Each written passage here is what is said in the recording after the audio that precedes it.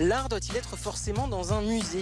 Aujourd'hui, dans ce nouveau numéro d'Honore ses trésors, on s'intéresse à l'art qui s'écrit sur les murs, à la fois le vidéomapping, mais aussi le street art. De simples graffitis au tag, eh bien, ils sont désormais devenus des incontournables pour embellir les murs de nos villes.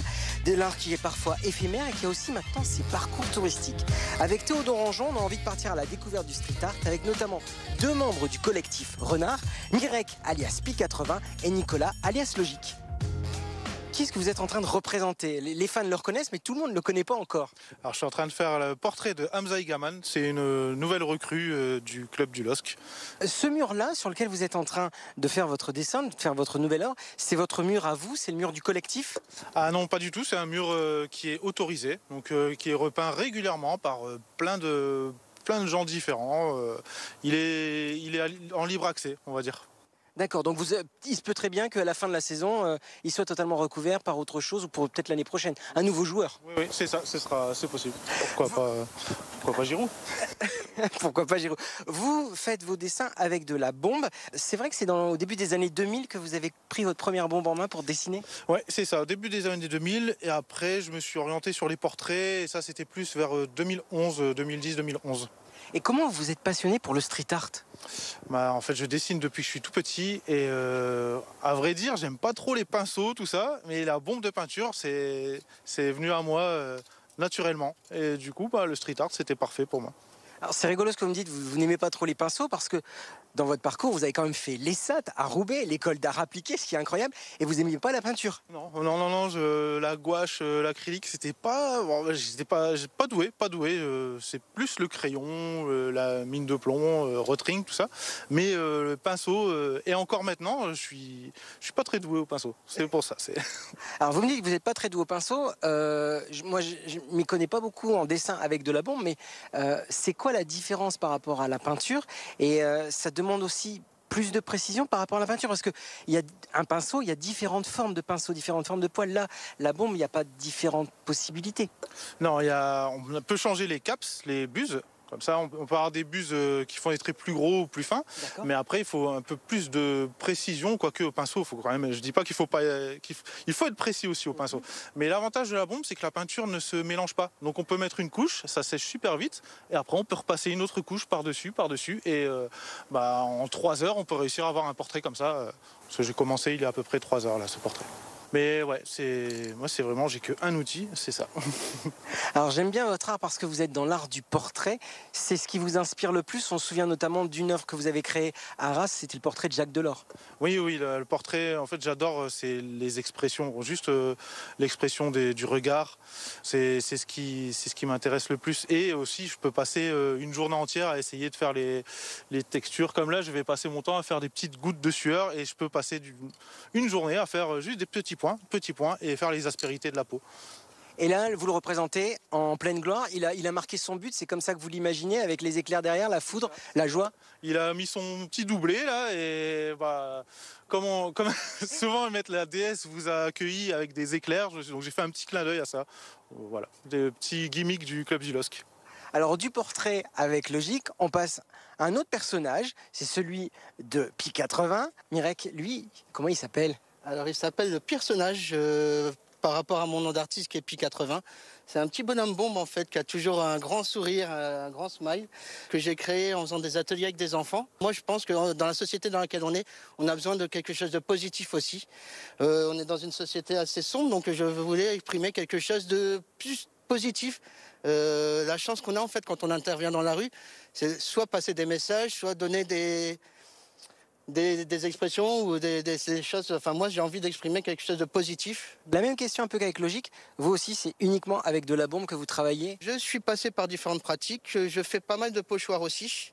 Mais j'ai fait du collage parce que légalement, en fait, vu que j'interviens dans la rue, j'ai pas envie d'abîmer ou de dégrader certains lieux. Donc le collage est plus simple, en fait, et pénalement, c'est moins risqué.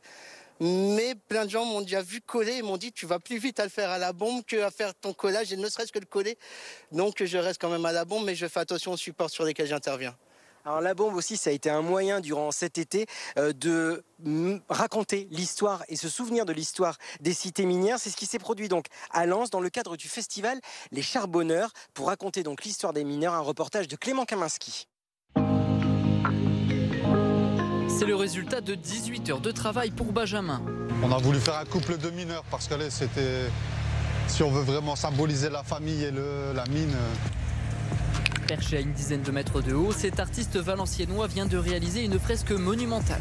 Mes grands-parents sont mineurs, j'ai grandi dans une cité des mines. Et ça me parlait à fond et dès que Parsi a lancé le concept, j'ai dit je suis chaud. Cette ancienne cité minière est vouée à disparaître. Autrefois pleine de vie, les logements se sont progressivement vidés de leurs occupants. Maurice a bien connu ce coron. Cet ancien mineur de 93 ans a vécu dans le quartier. Aujourd'hui, son visage restera même gravé dans les murs. Une cité bouillante par des quantités de copains, copines des mines, quoi, puisque c'était uniquement que des maisons habitées par des gens de la mine. Hein. C'est émouvant, quoi, parce que d'abord ça me rajeunit, j'aurais préféré être encore à cet âge-là, quoi. Hein. Mais à 93 ans, bientôt, ça change. Ils sont plus de 250 artistes, des Français mais aussi des internationaux, à avoir répondu présent. Objectif du festival, créer un musée à ciel ouvert pour rendre hommage au quartier et à son passé. C'est toute l'histoire de Lens. On voit des habitations nouvelles à côté d'habitations anciennes. Elles vont être certainement déconstruites en attendant l'idée du nouveau projet. Parler de la mine sur les murs de maisons d'anciens mineurs à côté du centre-ville de Lens, je pense que ça fait écho. Certaines de ces œuvres seront tout de même conservées, exposées dans des musées ou divers endroits de la ville. On était donc à Lens lors du festival Les Charbonneurs. Les Charbonneurs, il y a quelques membres du collectif Renard qui ont participé à ce festival. Exactement, en fait, on est assez fédérateur, donc on invite beaucoup d'associations du coin, de la région, et on est invité régulièrement. Donc j'ai été invité par Pars pour ce festival. C'était un honneur pour moi puisque j'ai mes grands-parents qui étaient mineurs, donc j'ai eu un grand plaisir à y participer. Mais on fait aussi, nous, pas mal de gros événements avec le collectif. On essaye d'être fédérateur. Justement, je vais en parler parce que là, il y a un beau renard sur votre suite. Ça date de la BIAM de 2019. Avant qu'on parle de la BIAM, c'est quoi le collectif Renard ? Avec un T. Collectif Renard comme renaissance de l'art. C'est un collectif d'artistes à la base où on essaye de donner accès à l'art pour tous et par tous. Pour tous, c'est en faisant la Biennale internationale d'art mural où on invite des artistes locaux, nationaux et internationaux à faire des grands murs dans l'espace public pour que les gens ne soient pas obligés de se déplacer, à vraiment donner l'art à tous. Et par tous, en faisant des ateliers d'initiation dans les collèges, lycées, maisons de retraite, enfin partout où il y a de la demande. On peut dire qu'aujourd'hui, le street art se démocratise en fait. Totalement, totalement. Par rapport à il y a une dizaine ou une quinzaine d'années où c'était vraiment compliqué, ne serait-ce que par rapport aux bailleurs sociaux sur notre premier événement, c'était un peu compliqué à avoir les autorisations. Maintenant, la donne a changé. Ce sont les bailleurs sociaux qui viennent nous voir. Les mairies et le grand public surtout a changé son regard en fait sur le graffiti et le street art où c'est moins connoté vandale et négativement. C'est vraiment, on a la chance nous justement au moment de la Biennale d'être une semaine en bas des murs. Donc on a les gens du quartier qui viennent nous voir. On fait beaucoup de médiation justement et on change le regard de certaines personnes sur l'art. Est-ce que ça vous rend pas fiers, vous, les membres du collectif Renard, mais aussi tous les street artistes, de se dire que maintenant, le street art, il rentre dans les musées ? Et c'est même assez surprenant. Alors c'est surprenant, même si déjà dans les années 80-90, au niveau de New York, il y a certaines galeries qui ouvraient, ça restait une minorité des galeries. Là, il y a le musée de la piscine qui a invité Roubaix à faire une reproduction d'une œuvre. D'autres musées aussi s'ouvrent, le musée des Lances, enfin il y a beaucoup de musées qui s'ouvrent et c'est, je pense, un juste retour par rapport à ce qu'on a subi nos premières années où c'était un peu compliqué.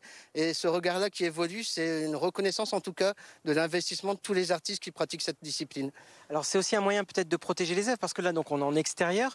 Ce sont des œuvres qui sont peut-être pas faites pour durer parce que il y a le temps qui passe, l'usure du temps. Alors je parle du temps, le soleil, la pluie par exemple. Qu'est-ce qui se passe ? Ce sont des œuvres éphémères où on peut, vous parliez des villes qui font appel à vous, une ville peut vous rappeler en disant il y a eu un petit peu le soleil, la dégradé, où il a plu, est-ce que vous pouvez venir retravailler, ou on vous dit non, c'est éphémère et c'est un moment ?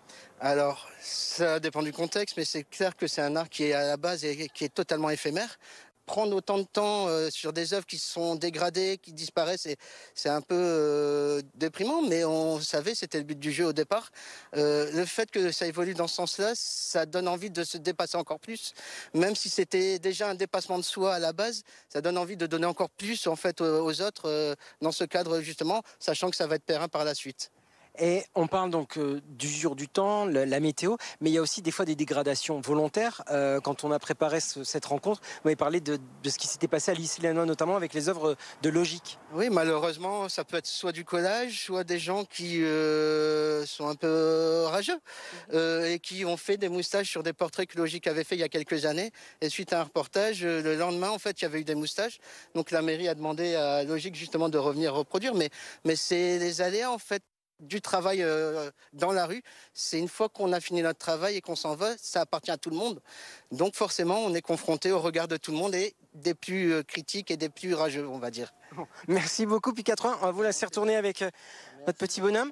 Et puis nous aussi, on va vous emmener, parce que je vous parlais également, voilà, l'art est dans la rue, l'art on l'observe, on le regarde et on a même créé des parcours de street art, et notamment eh bien, sur le littoral, qui devient véritablement la place forte du street art avec Boulogne-sur-Mer, qui a célébré les 10 ans de cet art cette année, avec un parcours dédié, ou encore à Calais, puisque la Cité de la Dentelle devient un lieu incontournable de l'art de rue. Reportage avec Jérémy Maillot, et puis juste après, on va se retrouver avec Logique à LM pour une autre création, mais là, plus particulière. Difficile de passer à côté de ces grandes nacelles. 15 street artistes mettent leur empreinte sur les murs de Boulogne. C'est le cas de Liam Bononi, brésilien. Il réalise une fresque autour de la solitude des personnes qui migrent dans un pays totalement inconnu pour eux. L'occasion pour lui de délivrer un message, tout en inscrivant son nom au festival.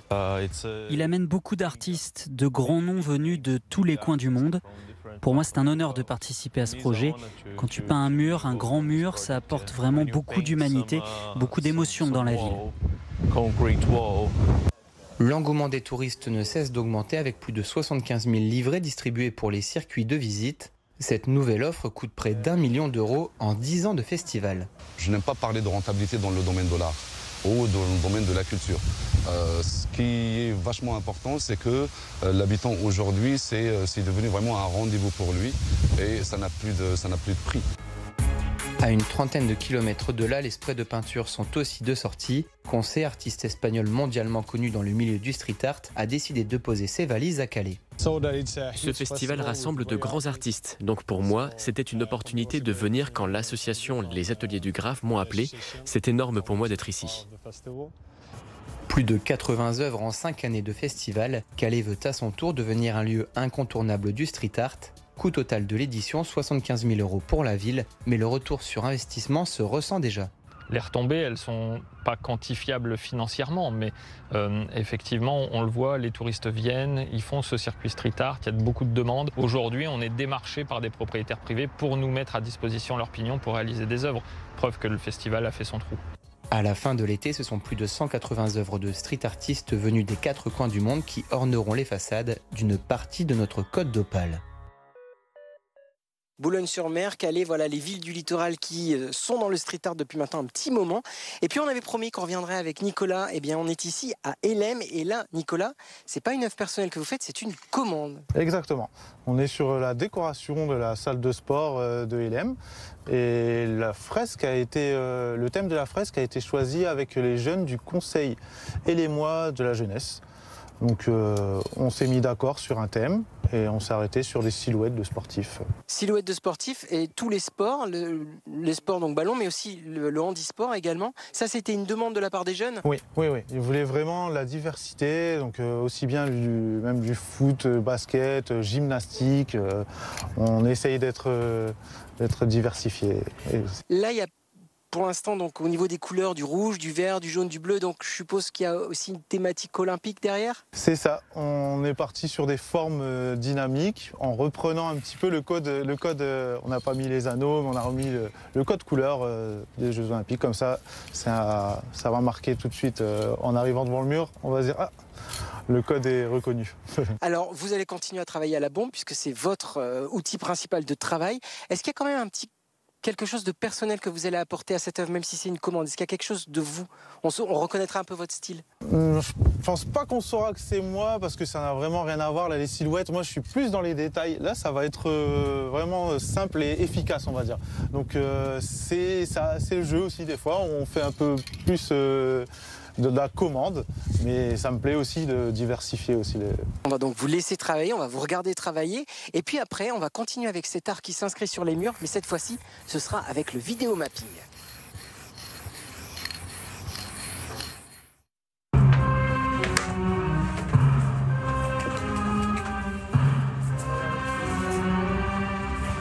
Les rencontres du visuel donnent vie à nos murs. Ici à Mazingarbe, les préparations sont en cours pour un événement visuel totalement gratuit qui attire de plus en plus de curieux, le vidéo mapping. Et je suis donc avec Samuel Gaden. Bonsoir. Bonsoir. Vous êtes technicien pour ce vidéo mapping. Quel est votre rôle précis en fait dans ce grand barnum?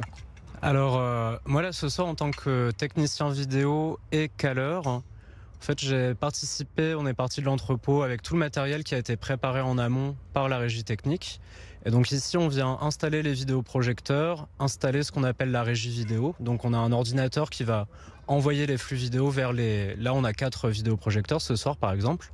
Donc là on fait tout le montage électrique, on teste les signaux vidéo et on vérifie que tout fonctionne. Ensuite on attend la tombée de la nuit et donc là je suis aussi ce qu'on appelle caleur. Parce qu'il va falloir ensuite travailler sur ordinateur pour adapter vraiment les projections au bâtiment. Parce qu'on a toujours des déformations, des soucis de perspective, etc. comme on est sur de l'image projetée. Ça veut dire que là, après le travail, lors des répétitions, je vais les appeler comme ça, ça va être de caler au millimètre près pour que tout soit parfait avec la façade, enfin le mur de la mairie qui est juste derrière nous. Voilà, c'est ça. Et donc ça, c'est un travail de technique la veille. Mais ensuite, ce qui va jouer, c'est si l'artiste a bien respecté le gabarit du bâtiment qu'on lui a fourni. Et donc s'il a bien animé avec, nous, normalement, on va pouvoir tout recoller très précisément. Donc au plus près possible, hein. Des fois on a toujours des petits décalages, ça peut arriver. Mais on essaie de faire en sorte de vraiment pouvoir créer l'illusion, la magie va marcher quand l'animation et le bâtiment sont parfaitement alignés. Là on est dans un marathon puisque donc vous avez une soirée de préparation si je puis dire. En fonction de la complexité de l'installation, on peut avoir des fois plusieurs jours pour le calage. Là en l'occurrence on n'a que ce soir donc ouais, on va rester ensuite jusqu'à ce que toute la vidéo marche au mieux possible et ensuite demain on revient et on n'a plus qu'à lancer entre guillemets.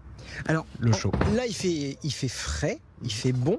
Quels sont les ennemis que vous pourriez rencontrer pour la projection? Je veux dire que là c'est dépendant de la météo. Si jamais il se met à pleuvoir dans la nuit ou demain, tout est prêt pour que ça puisse quand même se faire? Ouais, alors souvent on travaille avec des containers qui ferment complètement pour pouvoir sécuriser un peu le matériel parce que c'est quand même du matériel électrique et sensible. Là en l'occurrence, d'ici demain ça devrait aller. On a à côté là des barnums qui ferment. Et ensuite au niveau de la météo, c'est comme toutes les activités un peu d'événementiel en extérieur. S'il y a un gros orage, on va devoir annuler. S'il y a trop de vent, on va devoir annuler. Et s'il pleut, des fois on peut maintenir, mais c'est des fois peut-être le public qui va moins venir. Un grand merci Samuel Gaden, on va vous laisser terminer l'installation avec votre équipe. Et puis le temps pour nous d'assister un petit peu aux répétitions. Et puis après une belle nuit de sommeil, Théo, vous allez pouvoir donc assister ici à Mazingarbe à ce nouveau vidéo mapping, donc des rencontres audiovisuelles.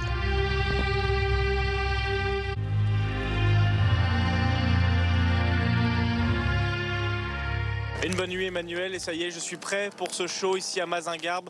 On va pas vous faire attendre beaucoup plus longtemps, le vidéo mapping ici à Mazingarbe, on y va.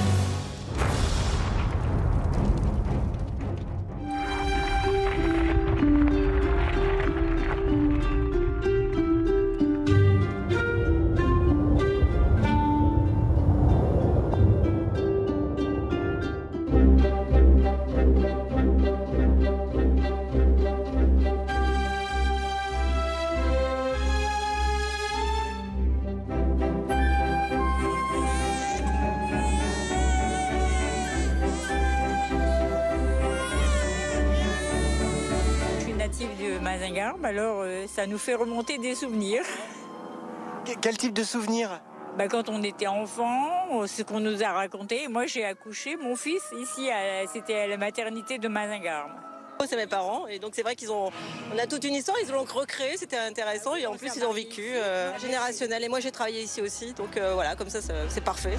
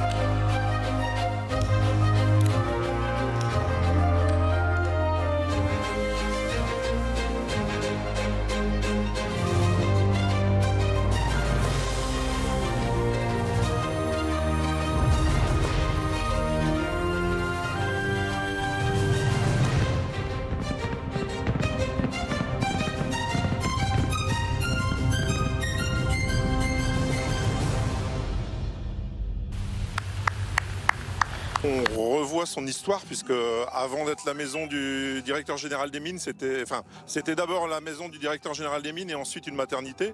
Avant d'être la mairie, ce vidéomapping retrace donc son histoire. Et c'est vrai que pour les Mazingarbois, c'est bien de le voir. C'est sympa de voir du coup un des édifices de la commune décoré un peu dans ce style-là.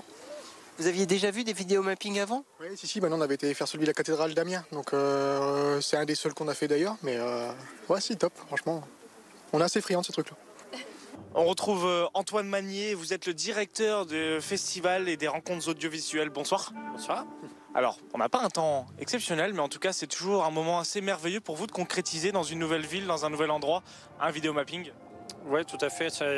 En plus, c'est une nouvelle ville qui a rejoint le festival cette année. Une chouette architecture. Ce qui est important, il faut que le support se prête aussi au mapping. Donc voilà, malgré la météo qui n'est pas avec nous, il y a du monde et on est content d'être là.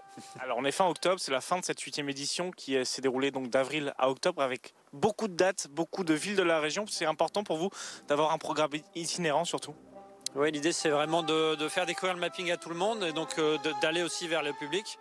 On ouvre à Lille avec beaucoup de monde, beaucoup de mapping, mais tous les gens, toutes les personnes de la région ne peuvent pas venir jusqu'à Lille. Donc l'idée, c'est vraiment d'aller vers les publics et puis c'est aussi une façon de mettre en lumière le patrimoine de la région. C'est dur de trouver chaque dessin, chaque show pour chaque lieu et chaque édifice. En fait, chaque mapping est une création originale, parce que le mapping doit être vraiment pensé pour son support. Donc chaque étape du festival, c'est des créations vraiment faites spécifiquement pour le bâtiment, la ville, son histoire ou les thématiques du territoire. Oui, parce qu'on ne peut pas le reproduire. 8e édition cette année, c'est désormais une filière qui est bien structurée. Oui, c'est une belle filière. Maintenant, les Hauts-de-France sont dans le top 10 international. On a un bel écosystème avec plein d'artistes différents qui travaillent différentes techniques, différentes écritures. On a aussi beaucoup de techniciens. Donc oui, ça devient un beau pôle international du mapping. Il y a un renouvellement naturel avec des villes qui entrent et qui sortent et puis des bâtiments qui changent. Donc architecture différente égale création et impression différente. Et après, c'est sur les créations mapping en tant que telles, évidemment. Donc à trouver des nouvelles écritures, des nouveaux univers graphiques, des nouveaux univers sonores. Merci beaucoup Antoine Magnier et merci à Emmanuel Calafiore qui nous a accompagnés pour ce long format avec, on l'espère, avec ce nouveau numéro d'Honneur ses trésors. On vous en aura mis plein la vue. Street art, vidéo mapping, parce qu'on a vu les deux. Quand nos murs s'animent, cela rend nos communes bien plus belles et cela nous permet aussi de lever les yeux et d'admirer tout ce qui nous entoure, surtout les rues et les murs. On vous dit à bientôt sur BFM Grand Lille et BFM Grand Littoral.